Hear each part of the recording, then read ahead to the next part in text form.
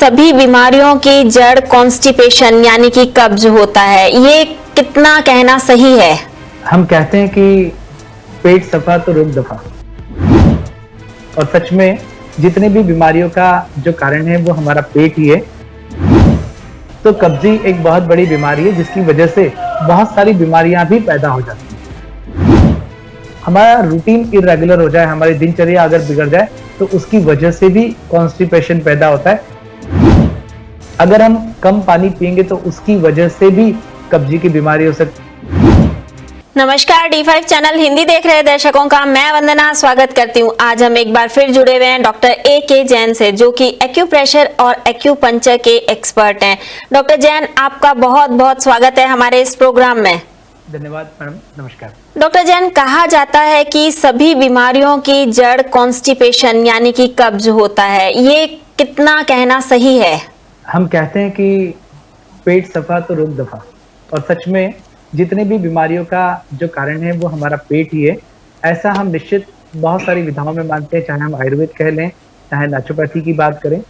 क्योंकि जब तक पेट साफ नहीं होगा उस व्यक्ति को आराम नहीं मिलेगा, और जिस व्यक्ति का पेट साफ है वो ऐसा लगता है कि शायद वो जन्नत में पहुंच गया, उसे बड़ा अच्छा लगता है, फील गुड लगता है। तो कब्जी एक बहुत बड़ी बीमारी है जिसकी वजह से बहुत सारी बीमारियां भी पैदा हो जाती हैं, और इसको समझना और इसका उपचार करना बहुत आवश्यक होता है। डॉक्टर जैन, इसके क्या कारण हो सकते हैं कब्जी होने के? कब्जी के बहुत सारे कारण हो सकते हैं, जिसमें सबसे बड़ा ये कारण हो सकता है कि हमारे डाइट में फाइबर की कमी हो जाए, या फिर हमारे बॉडी के फिजिकल मूवमेंट जब कम हो जाए, या फिर हम बहुत ज़्यादा डेयरी प्रोडक्ट को जब यूज़ करते हैं उसकी वजह से भी होता है। ओल्ड एज की वजह से भी कॉन्स्टिपेशन की बीमारी पैदा होती है। हमारा रूटीन इरेगुलर हो जाए, हमारी दिनचर्या अगर बिगड़ जाए तो उसकी वजह से भी कॉन्स्टिपेशन पैदा होता है। या फिर समय पे शौच के लिए न जाना, जो अपने स्टूल के टाइमिंग्स को इरेगुलर करते हैं, बॉवेल्स के टाइमिंग्स को इरेगुलर करते हैं, उसकी वजह से भी एक कॉन्स्टिपेशन होता है। और ये बीमारी बच्चों में होती है। बच्चों में एक शेड्यूलिंग फिक्स नहीं होता है, सुबह उठते से स्कूल का होता है, तो बच्चे जब दोपहर में स्कूल जाने लगते हैं, दोपहर में स्कूल से आते हैं, उसी के बाद बॉवेल्स के लिए जाते हैं, तो कहीं ना कहीं ये कब्जी आगे जाके बहुत बड़ी बड़ी बीमारियों को भी पैदा करती है। या फिर हम कहते हैं कि पानी का कम सेवन करना। अगर हम कम पानी पिएंगे तो उसकी वजह से भी कब्जी की बीमारी हो सकती है। या दूसरे विषय की मैं बात करूं तो जब कोलन, हमारा आंत, हमारी बड़ी आंत, लार्ज इंटेस्टाइन, जब बहुत ज्यादा पानी का एब्जॉर्प्शन कर लेता है तब भी कॉन्स्टिपेशन हो जाता है, क्योंकि उसकी वजह से शरीर में पानी की कमी हो जाती है। और पानी की कमी की वजह से हमारी आंतों के अंदर जो हमारा स्टूल होता है, मल जो होता है, सूखने लगता है, और उसकी वजह से स्टूल को त्याग करने में बहुत तकलीफ होती है। तो ये कब्जी के कुछ महत्वपूर्ण कारण हो सकते हैं। और जो व्यक्ति कब्जी से सफर कर रहा है उसे कुछ कुछ बहुत सारे सिम्टोमेटिकली लक्षण भी मिलते हैं, जिन्हें भी हमें बहुत अच्छे से ध्यान देना चाहिए। कि सबसे पहला, अगर कॉन्स्टिपेशन की बात करें तो पेट साफ ना होना। हो सकता है कि व्यक्ति जब भी स्टूल के लिए जाता है तो शायद दिन में 2 बार, 3 बार, 4 बार जाता है, तो दिस इज रॉन्ग हैबिट। हम कहते हैं कि अगर बार बार कोई व्यक्ति स्टूल के लिए जा रहा है तो भी ये कॉन्स्टिपेशन का ही एक प्रकार है। या फिर दूसरा प्रकार हो सकता है कि जब स्टूल करते हैं तो स्टूल बहुत हार्ड होता है, जिसकी वजह से स्टूल पास करने में बहुत तकलीफ होती है। कभी कभी ब्लीडिंग भी हो जाता है, पाइल्स की भी बीमारी हो जाती है। तो पाइल्स की बीमारी का भी एक महत्वपूर्ण कारण जो है वो कॉन्स्टिपेशन है, कब्जी है। जो लोग रेगुलरली स्टूल के लिए नहीं जाते हैं उनको कॉन्स्टिपेशन की प्रॉब्लम ज्यादा बढ़ जाती है, उनको स्टूल रेगुलर नहीं होता है, और उसकी वजह से कई अनेक बीमारियां भी पैदा हो जाती है। बहुत सी बार कॉन्स्टिपेशन की वजह से पेट में दर्द हो सकता है, स्किन रिलेटेड डिसऑर्डर्स हो सकते हैं, स्ट्रेस हो सकता है, टेंशन हो सकता है। तो कब्जी को ठीक करना अपने आप में एक बहुत बड़ा उपचार हो सकता है। कब्जियों के पेशेंट को एसिडिटी, गैस्ट्रिक प्रॉब्लम, उल्टी जैसा, जी मचलाना भी रहता है, या फिर पेटों में, पेट के अंदर इन्फ्लेमेशन आ जाता है, सूजन आ जाता है। तो ये हमारे मुख्य कारण है, जिसमें एक बहुत बड़े कारण पर जिसमें मैंने बात की कि हमारे डाइट में फाइबर की कमी कब्जी का महत्वपूर्ण कारण हो सकता है। और जो लोग अपने डाइट को ठीक कर लें, अपने खाने में अपने फाइबर्स की मात्रा को बढ़ा दें, फाइबर से तात्पर्य मेरा ग्रीन वेजिटेबल्स को बढ़ा लीजिए, फ्रूट्स का इंटेक बढ़ा लीजिए। जितने ग्रीन कलर के फ्रूट्स होते हैं, मतलब ग्रीन वेजिटेबल मतलब ग्रीन कलर के फ्रूट्स, जितना ज्यादा हम लेंगे वो हमारे आंतों के इंटेस्टाइन के मूवमेंट्स को बढ़ाएंगे और कॉन्स्टिपेशन को ठीक करने में हेल्प कर सकते हैं।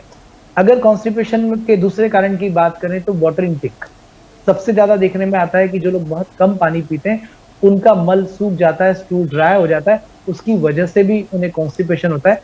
तो अपने वाटर इनटेक को बढ़ाएं। दूसरी चीजों की बात है, मैदे की चीजों का परहेज करें।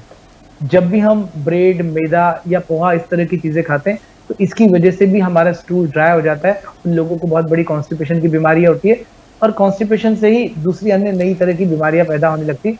तो इन छोटी छोटी चीजों का अगर हम ध्यान रखते हैं, तो हम कॉन्स्टिपेशन जैसी एक बहुत बड़ी बीमारी, जिसके लिए लोग जीवन भर कुछ लग्जेटिव लेते हैं, चूर्ण लेते हैं अलग अलग तरह के, लेकिन हम बिना चूर्ण के भी अपने आप को ठीक कर सकते हैं।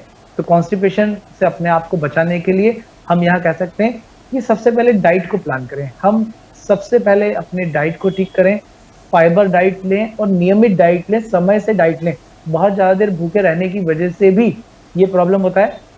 फ्रेश वेजिटेबल्स का इंटेक करें, फ्रूट्स का इंटेक करें, मिर्च मसाले का जरूर करिए। अगर आप बहुत ज्यादा मिर्च मसाला या तली हुई चीजें खाते हैं, तो उसकी वजह से भी कॉन्स्टिपेशन होगा। खाने के साथ अपने फाइबर डाइट के रूप में सलाद का इंटेक बहुत अच्छे से बढ़ा दीजिए।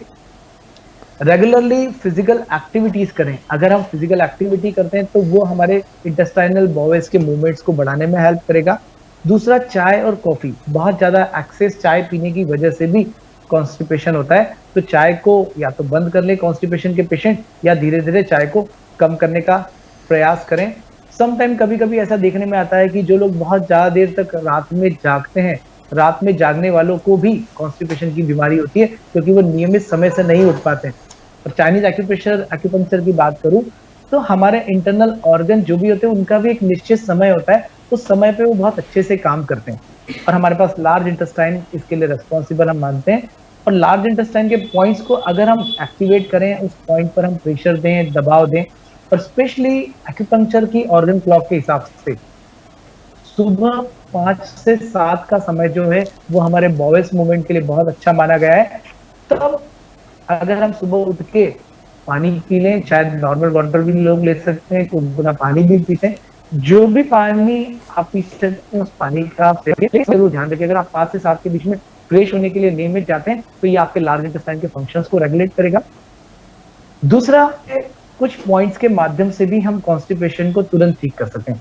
तो सबसे इजीएस्ट एक पॉइंट पर मैं आपसे चर्चा कर रहा हूँ। तो पहला पॉइंट है हमारा चिन पॉइंट। ये चिन पॉइंट बहुत सिंपलेस्ट हम यूज कर सकते हैं। जब भी हम वॉशरूम में जा रहे हैं, वहां कोशिश करें कि मोबाइल ना लेके जाएं, न्यूज़पेपर ना लेके जाएं, और सिंपल इस पॉइंट को टैपिंग करें। हाथ के अंगूठे को अपनी चिन के नीचे रख लीजिए, 4 फिंगर को अपनी चिन पर रखकर स्लोली क्लॉकवाइज पॉइंट को रोटेट करेंगे धीरे धीरे। एक पॉइंट पर मिनिमम 1 मिनट के लिए प्रेशर दे सकते हैं। आप दिन में 2 से 4 बार भी अपने नियमित उपयोग में ला सकते हैं। जिन लोगों को कॉन्स्टिपेशन है, उनको आप इस पॉइंट को सजेस्ट भी कर सकते हैं, रिकमेंड भी कर सकते हैं। तो this is best point for the constipation. दूसरा एक पॉइंट जो है, जिसे हम कलर थेरेपी के माध्यम से अपने हाथों की हथेली के माध्यम से उपचार कर सकते हैं। हम राइट या लेफ्ट हैंड कोई सी भी हथेली ले लें। आप मेरे हाथ पर एक ड्राइंग देख रहे हैं हाथ की हथेली पे, जहां पर ब्राउन कलर से एक मैंने ड्राइंग बना के रखा है। ये ब्राउन कलर से जो पूरा आप स्केच देख रहे हैं, हमारे सारे दर्शकों को दिख रहा होगा। तो ये जो मेरा पूरा ड्राइंग है, ये लार्ज इंटेस्टाइन का एक डायग्राम है, जहां पर हम हाथ की हथेली से उपचार कर सकते हैं। तो सिंपल स्केच पेन का ब्राउन कलर हाथ की हथेली में इसी तरह से ड्रॉ करके आप सुबह से शाम तक हाथ में छोड़ दीजिए। आपको कुछ ही दिन करने से आपके बॉवेल्स ठीक हो जाएंगे, आपका कॉन्स्टिपेशन ठीक हो जाएगा। हम कॉन्स्टिपेशन के लिए 2 तरह के कलरों का उपचार कर सकते हैं। पहला कलर ब्राउन कलर हम यहाँ लगा दें। दूसरा, ब्राउन कलर एक्यूट कॉन्स्टिपेशन के लिए बहुत अच्छा है। जिन्हें अचानक सडनली एक्यूट कॉन्स्टिपेशन हो सकता है, उसका कारण ये हो सकता है कि शायद समय से खाया नहीं हो, ज्यादा खा लिया या मिर्च मसाले का सेवन कर लिया, उसकी वजह से हुआ है। तो ये ब्राउन कलर हाथ की हथेली में एक्यूट कॉन्स्टिपेशन को ठीक करने में हेल्प करेगा। दूसरा, जिन लोगों को बहुत ज्यादा क्रॉनिक कॉन्स्टिपेशन की प्रॉब्लम हो जाती है, क्रॉनिक कॉन्स्टिपेशन है मतलब पुराना हो जाता है। कुछ लोगों को बॉवेल्स जो होता है वो अल्टरनेट डे होता है, एक एक दिन छोड़ के जाते हैं। और बहुत सी बार तो मैं अपने क्लिनिकल प्रैक्टिस में देखा है कि कभी कभी कुछ लोग ऐसे मिलते हैं जो खाने के लिए जो खाते तो नियमित है, लेकिन जाते हैं हफ्ते में 1 बार है। तो ऐसे लोग भी इस पॉइंट को अगर रेगुलरली सेवन करते हैं, अप्लाई करते हैं हाथ की हथेली पर, लेकिन वहां उन्हें इसी जगह पर रेड कलर को रेगुलरली यूज करना है। क्रॉनिक कॉन्स्टिपेशन में ब्राउन कलर की जगह वहां पर हम रेड कलर का अगर स्केच पेन यूज करें रेगुलरली, तो ये क्रॉनिक कॉन्स्टिपेशन को ठीक करेगा। तो मैंने अपने दर्शकों को आज बहुत सारी जानकारी दी कि कॉन्स्टिपेशन के कारण क्या है, उसका उपचार क्या हो सकता है, हमारा डाइट क्या है। अगर इस आहार के साथ अगर हम एक्यूप्रेशर के पॉइंट्स को उपयोग करते हैं तो निश्चित आप कॉन्स्टिपेशन से मुक्ति पा सकते हैं। डॉक्टर जैन, आप हमारे साथ जुड़े, आपका बहुत बहुत धन्यवाद। धन्यवाद madam, thank you very much. अगले एपिसोड में आपसे फिर मुलाकात होगी, तब तक के लिए नमस्कार।